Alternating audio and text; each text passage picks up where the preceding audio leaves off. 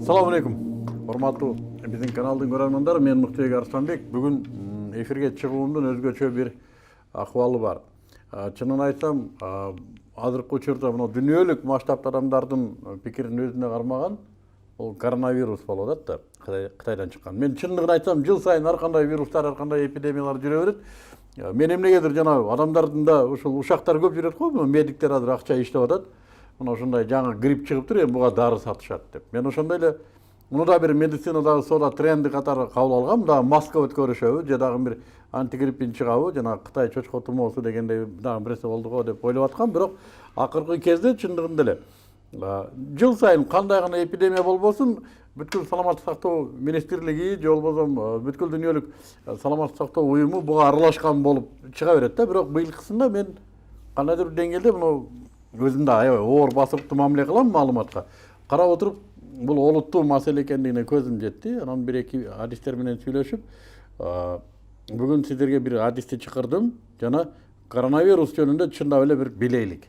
Бул эмне болгон вирус, эмне болгон эпидемия, оорубу, тумообу, бул кырып атабы же жөн эле дагы эле бир соода трендиби? Ушул жөнүндө мындай колун жүрөгүнө коюп чын сүйлөгөн адистерибизден таптык. Жана уруксат берсеңиздер, мен азыр өзүм студиямда Нурматов Зуридин Шариповичти тааныштырайын.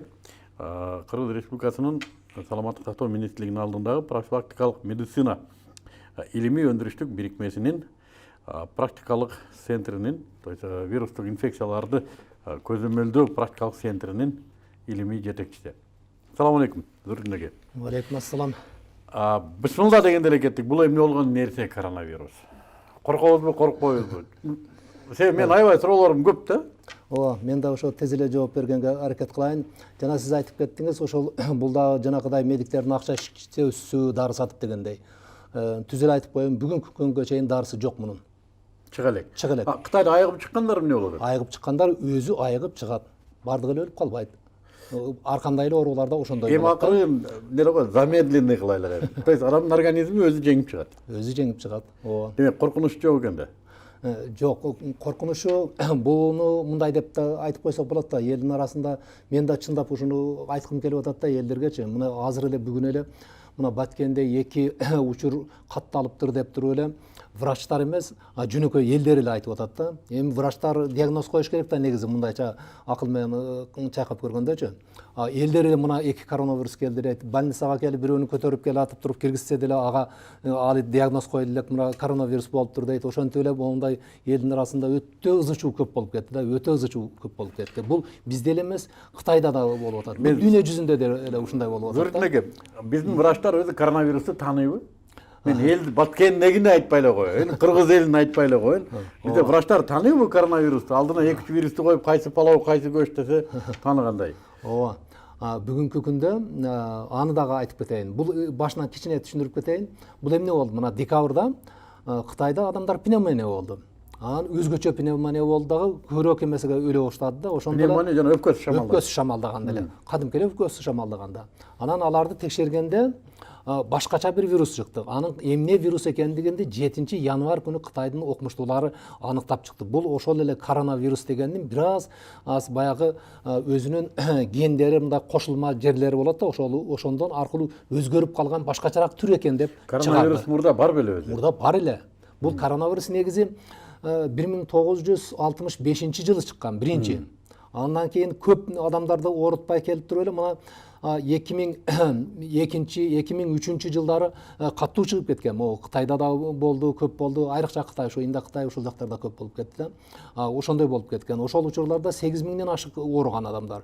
Өлүмдүн пайызы 10%га жакын, 9,8%га чейин жеткен. Эми дагы коронавирус чыкканда ошондой деп туруп, анан баары эле коркуп да кетишти бир чети. Экинчисинен ошо декабрдан кийин 7-январда тактады дедик. Аны тактагандан кийин бүткүл дүйнөлүк саламаттык сактоо уюму, анан ООНдун ушундай мамлекеттердин арасында келишим бар да, эгер жаңы вирус чыкса, аны баардык баягы чоң лаборатория бар. Дүйнө жүзү боюнча ушул грипптерди карай турган 141 ВОЗ менен аккредитациядан өткөн лаборатория бар. Ошонун ичинде биздин Бишкектеги департамент Госсанэпиднадзордогу лабораториясы да кирет. Андан сырткары 12 дүйнөдө чоң лаборатория бар. Булар баягы референс лабораториялар деп коет, бүткүл дүйнөнүн саламаттык сактоолорун. Ошолордун бардыгына баягы вирустарды таркатып берди. Мына көргүлө, силер дагы диагнозду кое бергиле. Канча күндө келди? Иштеп, ошондо карап көргүлө, 7-синде тактады, 12-синде январда таркатып берди. 5 күндө дүйнөнүн бардыгы таанышып чыкты. 12 лабораториялар таанылды. Бардыгы эмес, 12 лаборатория дүйнө жүзүндөгү. Ошонун ичинде эле баягы Россиядагы Новосибирскидеги эң чоң лаборатория болуп эсептелинет. Себеби ал ООН менен эместе мындай защитада турат деп койсок да болот. ООНдун карамагында. ООНдун карамагында да. Ал жерде бүткүл дүйнө жүзүндөгү кандай вирус болсо ошону сактаганга 2 лабораторияда дүйнөдө акысы бар. Бирөөсү ошо Новосибирскидеги, бирөөсү Атлантада, Америкада 2 лаборатория. Калгандарыныкка уруксат берилбейт. Кээ баягыдай бактериологиялык оружие чыгарып жүрбөсүн дегендей маанидечи. Ошондой болду. Эми биз эмне кылдык? Бизге канчасында жетти Биз бул? кое албайбыз. Бизге 4 күн болду келгенде. Эмне го сүрөтү, аяк биягы дегендей. 4 күн болду келгенде. Болгону 4 күн болду. Буга чейинки болуп Баткенде орду дегендерге канча болду? Баткенде 2 күн болду. Аларга уже такталды. Мына караңыз, кандай оперативдүү элбиз да. Вирус жөнүндө толук маалымат келгенин эми 4 күн болсо. Ооба. Баткендегилерге 2 күндө жетти да таанып калыптыр. Жок, элдер да, эми эл. Ооба, эл ошондой болуп атат да. Анан мен бул жерден дагы бир эмени кагаздан көрүп болсо деле эмеси цифраны айтып кетким келип атат да. Биздин дарыгерлер бардыгы таанышып бүттүбү муну менен эми? Мына эми айтайлык профилдик дарыгерлер. Жок, мунун бардыгы дарыгерлер билбейт аны. Аны ошол ооруган адамды ошол коронавирус экен деп божомолдоп алдын ала диагноз койсо, андан анализ алып келет дагы департамент Госсанэпиднадзордун лабораториясына койгондо ошол жерде гана кое алат. Башка эч жерде. Күмөн санагандан баштап аныктаганга чейин. Лабораторияга келип түшкөндөн баштап 4 саатта. Барып алып келе турган болсо, мисалы үчүн Бишкекте боло турган болсо, алып келе турганга бир алып анализге 1 саат, 2 саат кете турган болсо, 6 саатта тактаса болот. Лаборатория демек азыр тааный турган бүт бар немелери мүмкүнчүлүгү бар. Келди салыштырып лабораториялык тест система деп коет да, ошолорду салыштырып баягыдай тааный турган. Тактай турган. Бизде канчалык деңгээлде кооптуу ушул маселе? Муну жалпы жайылып кетиши. Жалпы жайылып кетишине мен 1-2 цифраны айтып коеюн. Акыркы ушу неме 50 жылдын ичинде болгон ушундай чоң эмелер, вспышкалар, биринчиси эле могу Эбола деп көп эле угуп жүрдүңүздөр да. Ошонун эмесиге каза болгондордун пайызы 40%ды түзүп атат. Андан башка баягы эмеси куш тумоосу деп коюп атып беле, H5N1 деп туруп. Аныкы бүгүнкү күнгө чейин 52%ды түзүп атат. 52%ды.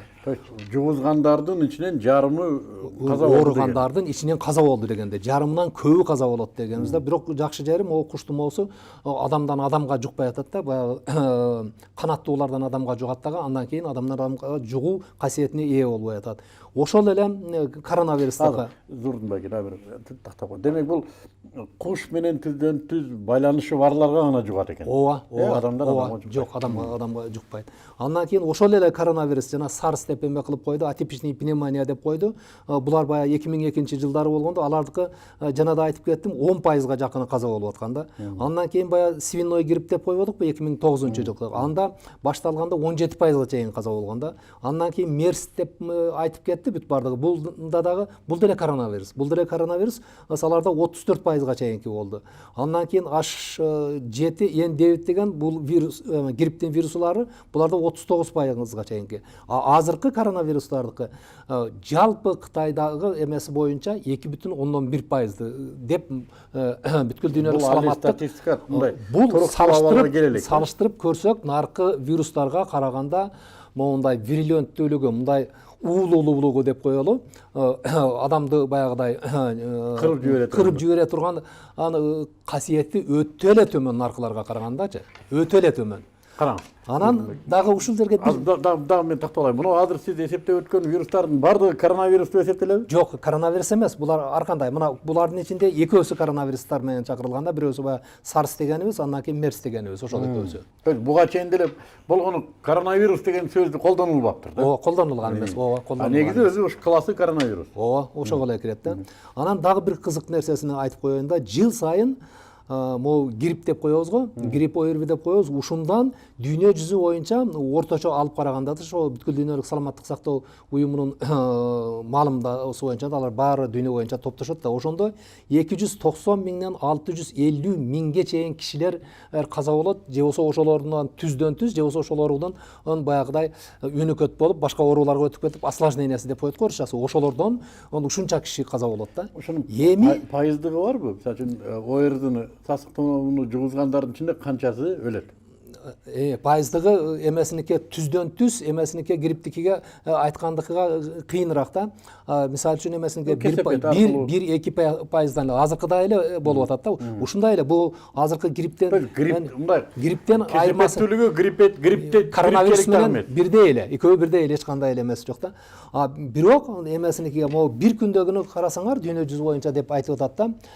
795тен 1781 учурга чейин ошо жанакы сезондук эле жылдагы болуп жүргөн грипптен каза болот да. Эми могу тиешеси жок. Коронавирустун тиешеси жок, эч кандай тиешеси жок эле. Жыл эле өлүп аткандар. Эми ошону карап көрсөңүз, ушунда бир айдын бир күндүн ичинде 1000 кишиден ашык каза болуп атса, ошого эч кандай көнүп калды да. Элдер дагы, журналисттер дагы көнүп калды, ага эч ким жазбайт ал жөнүндөчү. Жазат, аз жазат да. Ушул эле учурда мына эменин 1,5 айында өткөндө бир эмеси эпидемиолог дагы анализ кылыптыр. Декабрдын акырынан январдын акырына чейин 10 000 киши Кытайда автокатастрофадан өлдү. Таптакыр алардын өздөрүнүн шкала коюшат да, канчалык массалык маалымат каражаттары реакция берди ошого дегенде. Ошого барганда 0 экен реакциясы. Бул коронавируска болсо 10 балдык шкаладан уже ашып кетип атат да, үйдө жака. Бул ошо кызык нерсе бар. Мисалы үчүн автокырсык десеңиз эсиме келип атпайбы? Автокырсыктан 100 миңден адам өлөт бир жылда. Ооба да. Самолет кырсыгынан көп болсо бир 100 адам өлөт экен. Бирок самолет кырсыгы аябай ушундай бир коркунучтуу, кооптуу бир эле самолет кырсыгы учурда бир дүйнө дүңгүрөп, балким бул деле ошо. Буга ким күнөөкөр? Журналисттерби? Жок, журналисттер күнөөкөр эмес. Бул жерде хайбай көтөрүлгендиги үчүн.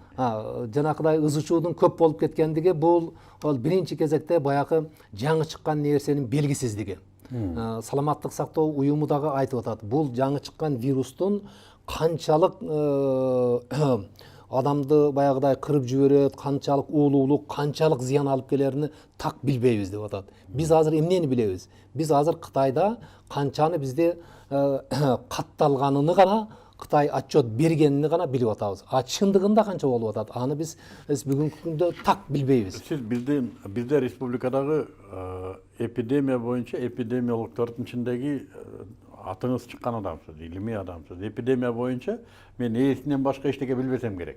То есть биздин республикадагы эпидемиялар маселеси боюнча толук маалыматы бар адам сиз деп эсептейм да. Зурдун байке, айтыңызчы, мынау маска азыркы кетип аткан, бахила азыр кетип аткан, ушулардын бардыгы ушуга мындай бир эмеси барбы? Тиешесиби? Же жөн эле бул деле бир бизнеспи же кандайдыр? Тиешеси бар. Тиешеси бар. Кыргызстанга көбүнчө моундай эмени сурооду сурай беришет да, прогноз кандай болот азыр депчи.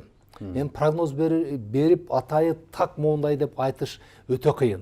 Ученыйларга деле, башка баягы математический моделирование жасап туруп айтканда деле кыйын. Бирок Кыргызстан анда эмеси жакшы эле болот, абал. Ал могу азыркы бардык чыгып аткан эмнеси? Бул интуициябы же илимби? Жок, илим. Себеби биринчиси Кыргызстан баягы территориябыз биздики континентальный деп коет. Влажности баягы нымдуулугу абаныкы бизде төмөн. Деңиздердин боюга караганда, бул жакка караганда вирустар ошол нымдуу жерде көбүрөөк жашайт. Мисалы үчүн ошолор жөтөлүп моундай чыгарса, көбүрөөк жашап калат да. То есть чөйрөсү биздики катаалыраак. Вирустар үчүн катаалыраак. Вирус үчүн катаал. Экинчиден, эң эмебиз мында бизде 80%-дан ашығы мұсылмандар жашайды. Эмне үчүн мусулмандар бул фактор болуп эсептелинет? Адал жейт. Мусулмандар алал жейт. Жанакыдай эле Кытайдыкына көрсөттүңүздөр го. Эң баштаганда Хуан деген шаарда башталды. Ошол жерде биринчи эпидемиологдор ошо анализ кылганда ошол ооруган адамдардын көпчүлүгү барып туруп эмесиден баягы базардан деңизден келген, дайрадан келген ар кандай эме продукталар, балык, жылан, ушуга окшогон нерселерди көпчүлүгүн жеген да. Ошондой деп айтышкан. Божомолу бар. Бирок кийин лаборатория менен дагы аныктап көрдү. Лаборатория менен 585 анализ алып көргөндө ошонун 33-ü ушул адамдардын ооруп аткан эмеси жанагы булардын алган продуктасынан да чыкты. Экөө дал келип атат. Булагы ошол жакта. Булагы ошол жактан деп туруп биринчи кезектен ошону койду. Мусулмандар эмне кылат? Буга барбайт. Буга барбайт. Халал жегенге аракет кылышат. Жалпыстан мусулмандар бар. Бул экинчи фактору. Эми эмесиники дагы бир фактор бар да. Вообще эле ушул коронавируста дагы, анан кийин сасык тумоо ооруларында дагы дарат алуу. Эмне үчүн? Эмне үчүн? Себеби бул кантип жугат? Жукканда мына жөтөлдү, чүчкүрдү, алкыруу келип туруп, булар могу териңден кирип кете албайт. Эпителийлер аркылуу, мурун көңдөйчөлөр, ооз көңдөйчөлөр, ушулар аркылуу келип турат. Ал ошол эпителийге барып олтуруш менен да чууп өтүп кирип кете албайт. Эпителийге киргенде адам сен өзүң башкарбайсың, чүчкүрөт. Бул защитный баягыда адамдын өзүнүн сактануу аракеттери да, иммунитеттин эме бир түрү да, ошондой эмесиге чүчкүрөсүн. Кичине баштаганда акырын мурундан суу ага баштайт. Эмнеге? Баягыны жууп тияка чыгарып жибериш керек да. То есть дененин өзүнүн коргонуусу, табигүүсү. Ал эми дарат алганда эмне болот? 5 маал мурдуңа алып туруп эле кайра тазалап коюу, оозуңду 3 ирет 5 маал тайкап коюу бул эң негизги профилактикалык. Колуңду жуу дагы. Ошондой эле анан дүйнө жүзүндө CDC деген организация бар да. Булар айтып атат, маскага караганда колду тез жууп туруу бул ушул коронавируста дагы башкаларга караганда эффективдүүрөөк деп атат. Эмне үчүн? Себеби бардык адамдарда деле мындай адаты бар да. Мисалы үчүн мурдуңда ошо бирден болсо эле колуңду мындай кыла коесуң. Бардык адамдар, чоң эле бардык эле эмне деп коесуң? Элитный адамдар деле баары эле колун монтуп кармайт да. Анан эле бирөө менен көрүшөт. Ой, эмеси боюнча, мисалы үчүн аялга дагы, эркекке дагы мусулманчылыкта баягы сен күйөөң же башка эме адамдар болсо барып көрүшпө деп айтышат. Молдоклор ушинтип айтып жүрүшөт. Ошондой бул жерде дагы ВОЗдун берип аткан рекомендация көрүшпө барып адамдар менен. Көрүшпө деп атат. Азыркы эмелердикинде. Бул жерде эми баягыдай эме кылдырып айткан жок, булар өздөрүнүн рекомендациясы катарында эме кылдырып атат. Өбүшпө деп атат. Эң жакын эме кылган, жугузган эмелериники ушул факторлоручу. Эми Кыргызстанда ушулар бизди эмесиге сактап турат. Бир эме кылдырдык. Андан кийин мусулманчылык фактору өтө чоң рол ойнойт да бул жерде. Адеп ойнойт. Адеп бул жерде рол ойноп атат. Андан кийин бул жерде Кытайдын өзү дагы өтө каттуу эме иш-чара жүргүздү да. Мындай иш-чараны башка мамлекетте болсо жүргүзө албайт эле го деп ойлойм да. Бул шаарда 10 миллиондон ашык, 12 миллионго жакын адам жашайт. Ошол шаарды булар тосуп салды. Самолетту да учурбай койду, темир жолду дагы, машиналарды да киргизбей койду. Ичиндегилер ичинде калды, сырттагылар сыртта калды. Үйүндө жашагандарды үйүңдө жаша деди. Үйдө жашагандарды да санап койду. 6 кишисиңби? 1 кишини аныктап коюшту. Магазинге 1 киши гана барып келет. Күндө 1 гана киши. Баягы магазинге барганда башка адамдар менен контактта болуп, бардык эле бара берип жуга бербесин дегендейчи. Анан ошол кишинике барганда дагы баягыдай күнүгө эмес, колуңдан келсе 2 күндө бир ал. Барганда продукттан 2 күнгө алып келип ал дегендей. Ушундай эмелерди сунуштарды берип, алар каттуу көзөмөлгө алышты. Бул эми Кытайда баягы закондуулукту, мыйзамдуулукту өтө каттуу сактайт, бардыгын айткандарын кылышат, берген медиктердин айткандарын дагы, башка полициялардын айткандарын да ошондой кылышат. Ошолор каттуу сакталды да, ушул дагы эме болуп атат. Ошол себептен анан эмесиникиге бүгүнкү күнгө чейинки азыр тез өзгөрүп атат. Жана мен келе жатканда эле 28 миңден ашык эле, азыр болсо 31.500га жакын болуп калды. Ошого карабай. Ошого карабай. Бирок эми бул цифраны жанакыдай да биз айтып келе жатсак 3000ден ашык күнүгө регистрация болуп калды. Башында 4-5-6 случайдан болуп эле кеп туруп, ошондой интенсивности жогору өсүп кетти. Бирок акыркы 3 күндө уже боло баштады. Сиз ушу акыркы учурда берип аткан цифраларга ишенесизби? Жок, бул жерде мындай деген нерсе бар да. Цифралар отчеттордукуга мындай дегенге билимдүүлүктөр карайт да. Алар толук берип жатабы же толук бербей жатабы, баары бир бергениге караганда ошол жерде баягы өсүп жатабы же ылдый кетип жатабы деген тенденцияны аныктаса болот да. Бул саясат баары бир саясий маселе да. Бул Кытай ооба, саясий деп койсо да болот, анан кийин ошол жерден мүмкүнчүлүгү деп койсо да алат да, системанын иштеши дагы да бул жер. YouTube'да бир бале го. А жерде ар түрдүү роликтер жүрөт. Тасмалап, жанагы көчөдө элдер кырылып калганда жүрөт да. Алар билбейм, ал кино, атайып илгерки бир нерсени чыгарып койдуну, баары бир менде бир күмөн да, бул Кытай чындыгын эле айтып атабы, бул цифраларды же ал эмне болсо тоталитардык режим да. Чындап айтканда илгерки коммунизм биздикиндей эле. Шеф айтты болду. Коммунисттик партиясы башкарат. Өз башынча журналисттерге орун жок. Бизге окшоп мынтип бияктан чыгара кое албайт. Ал жерде дагы азыр абал кандай? Мисалы үчүн мына ушун эл аралык байкоочу системасы коюлду. Мына бизде шайлоо болсо бүт 10 көчүп келип алат го. Адам укугу деп. А жерде байкашып атабы же жокпу? Киргизип атабы аларды, киргизбей атабы же балким ичинде чындап эле аябай чоң кыргын кетип аткандыр көрүнүп экен. Мүмкүнбү ошо? Жок, Кытайда мындайда көпчүлүгүбүз эле мурда Кытай десе ошондой деп элестете элек. Акыркы жылдарда эл аралык конференцияларга, башка жактарга катышып, алардын деңгээлини мындай карап көрсөң, алар өтө алдыга кетип калды. Илим жагынан. Илим жагынан алдыга кетти. Алар буну жашырыш, аларга эч кандай кызыктары жок. Кызыкчылыгы деле жок да. Бирок толук болбошу мүмкүн. Ал деген булардын атайы жашырыш эмес, системанын эмеси, түзүлүшү ошондой болуп калат да. Система деген өзү эмне болуп атат? Система жанакы ооруларды каттоо системасы. Мисалы үчүн 100 адам катталса, мисалы үчүн бизде ошондой илимий изилдөө жүргүзүп койдук да, грипптен. 100 адам катталса, ошонун 24% гана, 100%дан 24% гана эмеге медициналык мекемелерге катталат экен. А медициналык мекемелерде ошол 24% деле отчетко кошулуп ушунча бизде деп кете берет. Чындыгында ал жакта 75-76% катталбай эле калып атат. Эмнеге катталбай калып атат? Алар жанакы эле интернеттен бирдемени көрөт да, минцем эле айылгып калат экен, же болбосо бир Кытайдан талбаса керек дейм дейм. Бирок Кытайда деле ошондой бар да. Ал киши атайы эмес, мисалы үчүн бул коронавирус өтө деле оор болбой атат да. Дагы бир цифраны айтып коеюн. Кытайда башталганда 20% деп атты эле оор болгондорду, ушулардын ичинен абалы өтө ооручу. Азыр болсо 13-15% болуп калды. Себеби бул оору өтө деле оор болбойт экен деген сөз да, бул дегенчи. Значит, жанагы эмесиникинен 75-85% жеңил болуп атпайбы? Андан да жеңилирээктери, кээ бирлери өзү эле чындап эле мен ооруганым жок деп ойлошу мүмкүн да.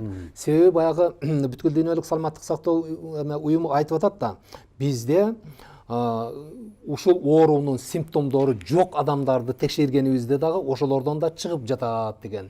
Бул деген эмне деген сөз? Бул деген мисалы үчүн ошону көтөрүп жүргөн адам. Вирус адамга жуккандан кийин иммундук системасы күчтүү болсо, ал адам оорубай калышы да мүмкүн деген сөз. Ооба, бул кадимки эле эмеси болуп жүргөн эле нерсе. Мисалы үчүн туберкулез менен ооруган жугузуп аласыз, ошо туберкулездин палычкасынчы жугузгандан кийин ошо жуккан адамдардын 10 гана пайызы өмүрүнүн акырына чейин ооруйт. Калганы оорубайт. Ошол боюнча эле жүрө берет. Бул жерде дагы коронавируста дагы ушундай болуп атат да. Анан бул жерде Гонконгдо ошо университет бар, ошолор изилдеп көрүп туруп, азыр айтып атат, ошо математикалык моделирование жасап туруп айтып атат, бул жерде бүгүнкү күндө 25 январга карата 75 000 адам ооруш керек эле деп жатат. Ошол эме моделирование менен жасаганда, булар кандай кылып моделирование жасап атат? Мындайча жөнөкөй тил менен түшүндүрсөк, жөнөкөйрөөк кылып, ар бир эмесиге ооруган адам ушул эме менен, коронавирус менен 3-4 кишини оорутат деп атат да. Эми ошондой моделирование кылдырып туруп, эгерде ошондо бардыгы алып карасак, мисалы үчүн кандай деп койсок, мына эмесиден башталды, ушул декабрда эле башталды деп коелу. Декабрдан башталгандан кийин эле 15 январга чейин могу адамдардын арасында өтө каттуу болгон жакта эме профилактикалык иштерчи. Ошого чейин ким ооруган болсо башка адамдарга жугузуп бүттү, көпчүлүгүнө элдерге. Андан кийин эмесиге жугузгандан кийин эмне болду? Ал адамдар бириден бирге жугузду. Инкубационный периоду эмесиге 14 күнгө чейин деп атабыз да. Андан кийин азыркы күнгө чейин да жугузуп, эми ошол адамдарды инкубациондук периодуга санап көрсөк, жуккандан кийин 14 күнгө чейин, бир күндөн 14 күнгө чейин оору башталат да. Ошондо азыр эң пик болгону ушул январдын акыры, февралдын 1-2 жумасы болот да. Болуш керек. Болуш керек. Азыр деле ошолордун эмес прогнозу деле туура келип атат. Ошол менен акырын ылдыйга кетиш керек 1-2 жумадан кийин. Кээ бир окумуштуулар, мисалы үчүн канадалыктар айтып атат, алар бул оору ушинтип барып туруп, эмекче майга чейин барып, анан майда ылдыйга түшүп кетип атат. Бирок көпчүлүгү айтып атат эмесиге чейин, могул февралдын акырыга чейин. Мен деле ошону айтып атам. Себеби эмне болду? Мына Орто Азияда Ташкенттеги вирусология институту бар, анын директору менен сүйлөштүк. Бизде Фаворов деген Михаил Олегович деген мурда бизде иштеп кеткен, азыр Америкада чоң эпидемиолог, алар менен да эмесиге баарлашып сүйлөшкөнүбүздө мындай деген ойду билдирип атат да, элдин жарымыны Уханда инфицирование болду, мындайча айтканда жукту, ооруганы ооруду, оорубаганы ага каршы иммунитет иштеп чыкты организмде. Башкача айтканда алар эми оорубайт. Эми жаңы чыкса дагы баягы адамга барып вирус тийсе, табий түрдө прививка алды. Ооба. Ал оорубайт дагы, андан ары таркатпайт дагы. Өзүнү өзү оорудун баягыдай регулировка кылышы, жаратылыштагы эмесиге нерсеси. Акыркы суроолордун бири. Эми ушу коронавирус Орто Азия, өзгөчө Кыргызстан үчүн эмне кесепети бар, дейли акыбети кандай болот? Сиздин моделиңиз боюнча, же божомолуңуз боюнча дейсизби? Биздин божомолубуз боюнча мындай болуп атат да, эмеси боюнча коронавирус менен бүгүнкү күндө 99,2% кытайлыктар ооруп атат. Эми грубый модель жасап көрсөк, дүйнө жүздө 6 миллиард болсо, ошонун эмесиге 99% Кытайдын улуттук оорусу катары. Улуттук. Ошондон ичиден кыргыздар канча пайызды түзөт? 0,001ге жетпей калат. Айтмакчы, Кытайдагы кыргыздар ооруп турбу ушун менен? Андай маалымат жок. Андай маалымат жок, бирок Кытайда 25 миллиондон ашык мусулман бар. Аларчы? Алардын ичиде ооруганбы, ооруган эмеспи, бизде азыр көп эле маалымат жок бул жердечи. Ар бири боюнча, мисалы үчүн ушул ооругандын ар бири канчасы баягы продуктаны жеди, канчасы бириден бири ооруп калды, ар биринин баягы жаш катмарлары канча болушун анализдер кийинирээк чыгат да. Бул күнүгө толук маалыматты берген жок да. Азыр баягыдай эле массалык маалымат каражаттары, анан кийин бүткүл дүйнөлүк саламаттык сактоо боюнча чыгып кеткен эле маалыматтар. Бирок мындай болуп атат. 3дөн 2си эркектер ооруп атат, 3дөн 1 аялдар ооруп атат. Каза болгондордун 80%дан жогоркусу бул 60 жаштан жогоркусу болуп атат. Андан кийин ошол жерде эле баягы пневмония болгондо ушуну менен көпчүлүгү каза болуп калып атпайбы? Чоң жаштагылар. Анан каза болгондордун көпчүлүгү мурда кандайдыр бир оорулары бар кишилер. Ошол эле баягы кант диабети, же болбосо жүрөк оорулары, кан тамырлары, өпкө оорулары, баягы өнөкөт болуп калган өпкө оорулары, башка ар кандай оорулар менен ооруп жүргөндөр ошолордун арасында көп болуп атат. Эмне үчүн эркектер көбүрөөк ооруп атат?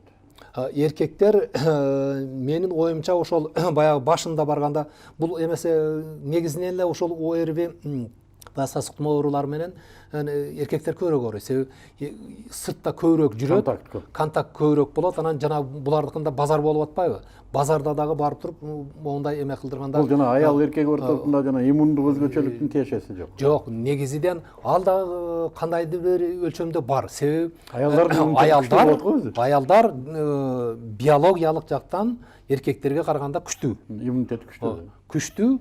Андан 60 жаштан өткөндөн кийин деле карасаңыздар, көпчүлүк аялдар калат, эркектер азыраак калат. Эркектер өзү алсызыраак келет да. Анан дагы бир прогнозубуз, айтканыбыз ошо Кытайга эле байланыштуу.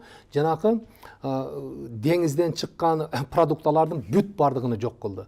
Бул эме деле эмес, өзүндө эле эмес, башка шаарларда дагы койду, санитардык тартип күчөдү. Ушулардын бардыгы келип туруп, ал жактагы оору азаят. Ошону менен эле Кыргызстанда дагы келип туруп азаят. Кыргызстанда болгон жок. Бүгүнкү күндө ушу элдерге айтып койгум келет да, бүгүнкү күндө бир дагы ушу коронавирус экен деп божомолдогон киши жок. Өзү Ушул мынау коронавирус окшойт деп бирөөгө дагы айтканыбыз жок. Деталдаштырып коеюн бир нерсе. Деталды. Мисалы үчүн мен азыр грипп башталды менде. Ооба. Мен бардым докторго. Менин анализимде дароо коронавирусқа алабы? Жок, бардыгы албайт. Себеби бизде жана эми айтып кое берейин, болгону 500 эле эме алып келген. Тест системаны алып келди, аны дагы Новосибирскиден, баягы Россиядан берди. Алар эми өздөрүнө алар да 3-4 нерсе дал келиш керек экен да, сытмасы, тиги бу. Ошо жок, бул жерде мындай бар да, ар бир ооруда атайын мындай стандартташтырылган аныктамасы бар да. Азыр коронавирус дегенибизге дагы өзүнчө алгоритм деп немесиге чыгарып койгонбуз. Ошолор менен бизде азыр бүт келген границаларды эме карап атпайбызбы? Ошол жерлерде 22 пункт бар. Тягы Эркештам, Торгат, аэропорт, эмелер болуп, Ак жол бардыгы, Достук, башка жактар болупчу. Ошолордун бардыгында тепловизорлор турат. Тепловизор дегенибиз эмне? Тепловизор могу келе жатканда контакт болбой эле алыстан 2 метрден температурасы болсо кызарып бул жактан көрсөтөт. Анан ошо кишини бул жака жүрүңүз, сизде ушундай температура көрсөтүп атат. Каяктан келе жатасыз? Эмне болосуз? Анан эпианамнезин сурайт дагы. Эгерде ошол киши жанагы Ухандан оору чыккан жерден келе жаткан болсо, бирок температурасы жок болсо дагы аларды акырын эмесиге, наблюдениеге эмесиге коюп туруп, карантинге жаткызып туруп карап көрүп атабыз да. Ошондой алгоритмдери бар. Ошону менен акырын иштеп жатабыз да. Азырга чейин бир адам азырга чейин жок. Бирок азыр 170 кишинде ушундай эме жана температурасы чыккан ошолордукуну ар жерлерде эмесиге пункттарда байкоодо медиктердин байкоосунун астында турат. Мен туура сурап атамбы, туура сурабай атамбы билбейм. Кытайдан кирип атабы дагы бизге адамдар. Адамдар кирип атат. Кирип атат. Себеби бүткүл дүйнөлүк саламаттык сактоо уюму дагы баягы бул эме дегенди кабыл алды. Дүйнө жүзүгө баягы чрезвычайный ситуация өтө көп коркунуч алып келе турган оору экен деди. Бирок алар баягы товарларыңарды токтоткула, эмесиге бүт дүйнөгө бириңе кыдырышты токтоткула деген рекомендация берген жок бүгүнкү күндө. Кирип атат. Мисалы үчүн чрезвычайный деп эл аралык маанидеги өзгөчө кырдаал деп саламаттык сактоо уюму ошондой деп кабыл алды. Бирок моундай эмесиге берген жок. Анан биздин өкмөттө азыр ушундай нерсени айтып коюшубуз керек. Бул өтө каттуу иш чара жүргүзүлдү биздин өкмөттө. Мындай болчу эмес эле. Жан ширин. Жан ширин болду, иши кылып, бул эмеге коронавируска өтө каттуу реакция болду. Президент өзү көзөмөлгө алып сурап, телевизордон көрдүңүздөр, премьер-министр болуп, анан өкмөттүн деңгээлинде штаб түзүлүп, андан келип саламаттык сактоо уюмунда да түнү күнү 24 саат ошо штаб иштеп атат. Иштегенде дагы бардык башка мекемелер менен баягыдай чегара эмеси менен, мекемелери менен, МВД менен, могул эме СНБлар менен, ошондой эле дагы өзгөчө кырдаалдагы министрликтегилер менен, адамдар менен бүт бардыгыга так кылдырып туруп, тиягы Эркештам болобу, Торгат болобу, ал жердеги дагы баягыдай адамдар келип калса жаткыза турган кылдырып, койкаларга өтө тез ыкчам иштеди. Түнү күнү дагы ушуну эмесиге каттуу иштеп атышат азыркы күндө. Рахмат. Урматтуу көрүүчүлөр, бизге берилген убакытта мен колуман келишинче эң А, Б, В дей турган маалыматтын баарын алган аракет кылдым. Бүгүн бизде конокто Кыргыз Республикасынын саламаттык сактоо министрлигинин профилактикалык медицина вирустук инфекцияларды көзөмөлдөө боюнча илимий практикалык борбордун жетекчиси Нурматов Зуридин Шарипович болду. Бүгүн биз коронавирус жөнүндө сүйлөштүк. Демек, бир сөз менен айтканда, эли журт биз үчүн корко турган нерсе жок экен. Бат колду жууп эле учурдан пайдаланып дары алганды үйрөнөлү. Көчөдөн көрүшө бербейли ар ким менен, жана өбүшө бербейли, ар нерсени жей бербейли, адалды гана жейли. Бул чоң фактор деп атат. Жана эң негизгиси мындай дүрбөлөңгө түшүп паника кыла турган негизи жок деп атат. Мына ошого мен да силерден суранам, жана коллегаларды, журналисттерди, ошондой эле блогерлерди кимдин каналы болсо, кимдин мүмкүнчүлүгү болобу, YouTube'дан, Instagram'дан, койчу кайсы социалдык желеде аянтта мүмкүнчүлүгү болсо, мына биздин маекти таратып коюуга мен суранам. Эл журт көрсүн, билсин. Мен өзүм да аябай ушул маселеге кабатыр болчумун. Өзүм да ушул маселени биринчи жанагы чоңдордон эмес, ушунун ичинде жүргөн адамдардын эң жоопкерчилигинен сурагым келген. Аллах насip этип бүгүн мына бизде болдук. 1 мүнөт сизге эркен микрофон. Мен сурабай калдым, айтпай калдым. Бул вирус дегенибиз элдерге дагы бир эле кайрылып кетким келип атат да. Көп эле корко бербеңиздер. Бул өтө кичикей тирүү жандык болуп эсептелинет. Сырткы чөйрөдө жашай албайт. Организмге киргенден кийин клетканын ичинде гана көбөй алат. Ошонун үчүн бул сыртта жанагы келип аткан бир жактан продуктадан жугуп калат, Кытайдан келгенден жугуп калат дегендерге ишенбеңиздер. 56 градуста 10 минутта өлөт. Кайнаган болсо 100% өлөт. Чай ичиңиздер, кадимки эле чайды ичиңиздер, кайнатылган тамак ичиңиздер, үйдөн эме кылдырып алып туруп ошол эле. Андан башка эме кылдырып. Бул жерде тарката тургандагы азыр оору источник болуш керек да. Кыргызстанда ал источник жок. Мына акыркы детальды караңыздар. Бул жанагындай жөнөкөй грипптей эмес болот. Тирүү клетка менен өтүшү мүмкүн экен. Муну өтө маанилүү маселе. Дагы бир Зурдин байке, дагы бир эме. Мен дагы бир көрсөтүүгө сиз чакырайын. Ата ушундай мүмкүнчүлүк болуп калды эми. Гепатиттер боюнча сүйлөп берсеңиз. Рахмат. Өзүнчө дагы мен чакырам. Дагы башкаларга да анонс кылыңыздар. Эмки көрсөтүүбүздө Аллах насip этсе, А, Б, С ошо кайсы гепатит азыр кандай. Гепатит менен оорубаган адам гепатит эмне экенин билбейт. Бирок тилекке каршы азыр гепатит маселеси бизде актуалдуулугу башталды, орчундуулугу башталды да. Көп эле болду башталганына. Биз эми назар бура баштадык. Келгениңизге рахмат. Зурдинке дагы жолугушабыз. Рахмат. Көңүл бурганыңыздарга рахмат. Башкаларга сөзсүз бөлүшүп коюңуздар. Анан эгер биздин ушул кылган мээнетибизге ыраазы болсоңуздар, рахмат иретинде бизге да жазылып коюңуздар, лайк басып, жана коңгуроону басып, иши кылып бизге катталыңыздар. Келерки жолугушууга чейин.